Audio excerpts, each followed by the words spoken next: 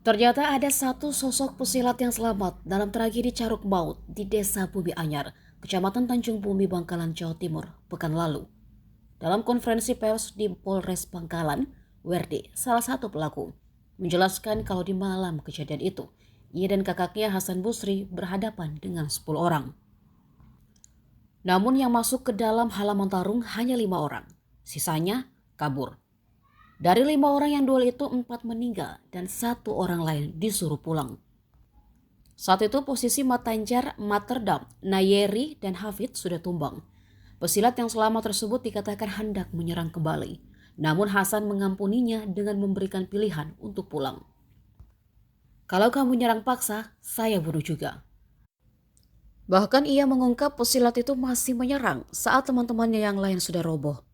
Korban disebutkan sosok pria terekam dalam video yang beredar. Pada video yang beredar memang terlihat ada pria mengenakan baju putih dan sarung. Namun wajahnya tak begitu jelas karena video direkam sambil berlari.